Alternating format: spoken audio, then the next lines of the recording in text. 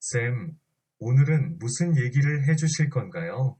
사피엔스는 농업혁명을 통해 수렵채집인에서 농부로 변했는데요. 농부의 삶이 수렵채집인의 삶과 비교했을 때 큰 틀에서 어떻게 달라졌는지 알아보겠습니다. 쌤, 농부의 삶은 수렵 채집인의 삶보다 나아진 건가요? 농업혁명은 안락한 새 시대를 열지 못했습니다. 그러기는커녕 농부들은 대체로 수렵채집인들보다 더욱 힘들고 불만족스럽게 살았습니다. 수렵채집인들은 더 활기차고 다양한 방식으로 시간을 보냈고 수십 가지의 다양한 식품을 먹고 무리도 소규모여서 기아와 질병의 위험이 적었습니다. 농업혁명 덕분에 인류가 사용할 수 있는 식량의 총량이 확대된 것은 분명한 사실이지만 여분의 식량이 곧 더 나은 식사나 더 많은 여유 시간을 의미하지는 않았습니다. 오히려 인구 폭발과 방자한 엘리트를 낳았습니다. 평균적인 농부는 평균적인 수렵채집인보다 더 열심히 일했으며 그 대가로 더 열악한 식사를 했습니다. 농업혁명은 더욱 많은 사람들을 더욱 열악한 환경에서 살아가게 만든 덫이었습니다. 농부 대다수는 영구 정착지에 살게 되었고 방랑하는 양치기 부족은 얼마 남지 않게 되었습니다. 농부로 한 곳에 정착하면서 사람들의 세력권은 대부분 극적으로 좁아졌습니다.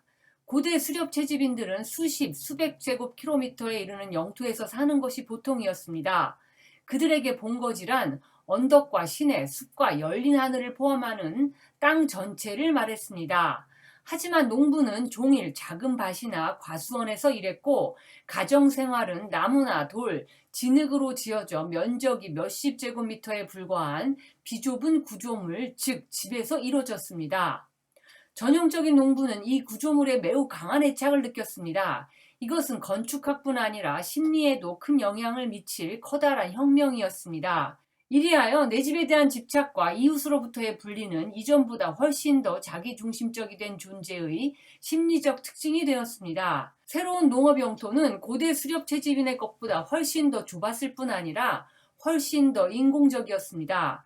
수렵 채집인들은 불을 사용한 것을 제외하면 자신들이 떠도는 땅에 의도적인 변화를 가져온 것은 거의 없었습니다. 이와 달리 농부들은 자신들의 주변 자연환경에서 힘들여 떼어낸 인공적인 섬에 살았습니다. 인공적인 거주지는 오로지 인간과 그들의 식물과 동물만을 위한 것이었고 성벽과 산울타리로 방어벽을 친 경우가 흔했습니다. 역사상 대부분의 기간 동안 인간이 만든 고립된 영토는 이처럼 매우 좁았고 그 주위는 길들여지지 않은 광활한 자연이 둘러싸고 있었습니다. 사람들은 인공섬을 떠나기가 어려웠는데요. 세월이 흐르면서 점점 더 많은 것들이 축적되었습니다. 쉽게 옮길 수 없는 그런 것들 때문에 사람들은 한 장소에 매이게 되었습니다. 우리 눈에 고대 농부는 찢어지게 가난한 것으로 비칠지 모르지만 그의 가족이 소유한 인공물은 수렵 채집인의 한 부족 전체가 지닌 것보다 많은 것이 보통이었습니다. 쌤, 농경 생활을 하면서 수렵 채집 생활을 할 때보다 삶의 공간이 엄청나게 축소되었군요. 그러면 농부들에게 시간의 의미는 어떻게 달라졌나요?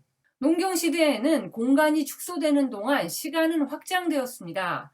수렵 채집인은 다음 주나 다음 달에 대해 생각하느라 시간을 낭비하지 않았습니다. 그러나 농부들은 미래의 몇 해나 몇십 년이라는 세월 속으로 상상의 항해를 떠났습니다. 수렵 채집인들은 미래를 중요하게 생각하지 않았는데요. 왜냐하면 그들은 하루 벌어 하루 먹는 데다 먹을거리나 소유물을 저장하기가 어려웠기 때문입니다. 대부분의 거주지에서 사피엔스 무리는 융통성 있게 그때그때 되는 대로 먹고 살았습니다. 흰개미를 찾아서 모으고 장과류를 채취했으며 구근을 캐고 토끼를 쫓고 들소와 매머들을 사냥했습니다. 물론 이들도 모종의 사전 계획을 도모한 것은 분명합니다. 그렇지만 수렵채집인의 생업경제에서 장기 계획을 세우는 데는 한계가 있었습니다. 역설적이게도 수렵채집인들은 그 덕분에 많은 걱정을 덜 수 있었습니다. 자기 힘으로 어쩌지 못하는 일을 걱정해봐야 무의미했기 때문입니다. 농업혁명 덕에 미래는 어느 때보다 중요해졌습니다. 농부들은 언제나 미래를 의식하고 그에 맞춰서 일해야 했습니다. 농업경제의 생산 사이클은 계절을 기반으로 했습니다. 몇 개월에 걸쳐 경작을 하고 나면 짧고 뚜렷한 수확기가 뒤따랐습니다. 식량은 오늘, 다음 주, 다음 달 먹을 것까지 충분했지만 이들은 다음 해와 그 다음에 먹을 거리까지 걱정해야 했습니다. 미래에 대한 걱정은 생산의 계절적 사이클뿐 아니라 농업 자체의 근본적 불확실성에도 뿌리를 두고 있습니다. 대부분의 마을은 아주 제한된 종류의 재배 작물과 가축을 기르며 살았기 때문에 가뭄, 홍수, 병충해에 취약했습니다. 농부들은 소비하는 것보다 더 많이 생산해야 비축분을 만들 수 있었습니다. 저장고에 곡물 등이 비축되어 있지 않으면 흉년에 굶어 죽을 위험이 있었습니다. 흉년이나 흉작은 늦든 이르든 오게 마련이었으며 나쁜 시절이 오지 않을 것이란 전제하에 사는 농부는 오래 살지 못했습니다. 그 결과 농업의 도래와 함께 비로소 인간의 마음속 극장에서 미래에 대한 걱정은 주연 배우가 되었습니다. 비가 내려야 논밭에 물을 들 수 있는 지역에서 우기의 시작은 걱정의 시작을 의미했습니다. 비가 제때 올까? 충분히 내릴까? 폭풍우가 몰아쳐서 파종한 씨앗들을 쓸어가거나 묘목을 쓰러뜨리지는 않을까? 그들은 더 많은 밭을 일구고 관계용 수로를 더 파고 더 많은 씨를 뿌렸습니다. 근심하는 농부는 여름철 수확개미만큼이나 정신없이 바쁘게 일했습니다. 이러한 농사 스트레스는 사회에 막대한 영향을 미쳤습니다. 그것은 대규모 정치 사회 체제의 토대였습니다. 슬프게도 부지런한 농부들은 그렇게 힘들여 일했음에도 불구하고 대부분 그토록 원하던 경제적으로 안정된 미래를 얻지는 못했습니다. 쌤, 그렇다면 왜 계획이 빗나갔을 때 농경을 포기하지 않았나요? 작은 변화가 축적되어 사회를 바꾸는 데는 여러 세대가 걸리고 그때쯤이면 자신들이 과거에 다른 방식으로 살았다는 것을 아무도 기억하지 못하기 때문입니다. 인구 증가 때문에 돌아갈 다리가 불타버렸다는 것도 이유였습니다. 좀 더 쉬운 삶을 추구한 결과 더 어렵게 되어버린 셈이었고 이런 일은 현재도 똑같이 벌어지고 있습니다.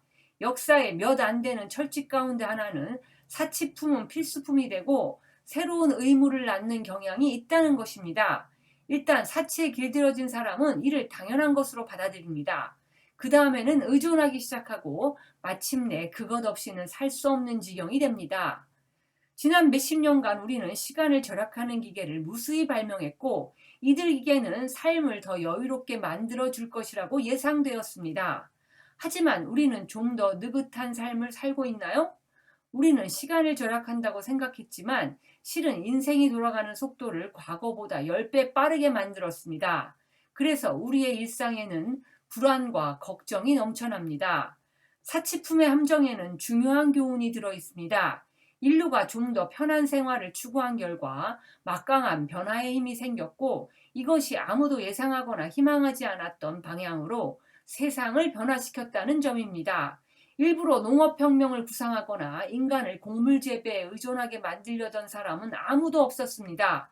그저 배를 좀 채우고 약간의 안전을 얻는 것을 주된 목표로 삼은 일련의 사소한 결정이 거듭해서 쌓여 고대 수렵 채집인들이 타는 듯한 태양 아래 물이 든 양동이를 운반하는 농부의 삶을 살도록 하는 결과를 가져왔고 과거의 삶으로 다시는 되돌아갈 수 없게 되었습니다.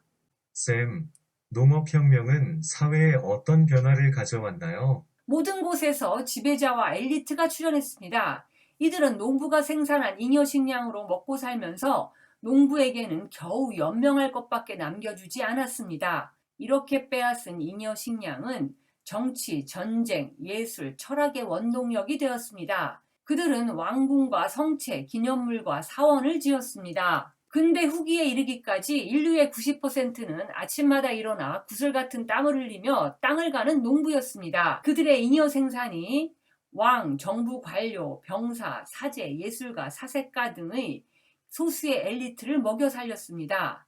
역사책에 기록된 것은 이들 엘리트의 이야기입니다. 역사란 다른 사람들이 땅을 갈고 물을 운반하는 동안 극소수의 사람이 해온 무엇입니다. 농부들이 생산한 잉여 식량이 새로운 수송 기술과 합쳐지자 더욱더 많은 사람들이 모여 더 큰 마을을 이룰 수 있었고 그 마을은 읍이 되었으며 드디어 도시가 되었고 새로운 왕국과 상업망이 이 모두를 하나로 묶었습니다. 농업혁명이 일어난 뒤 도시와 왕국과 제국이 출현하는 데는 불과 몇천 년밖에 걸리지 않았습니다.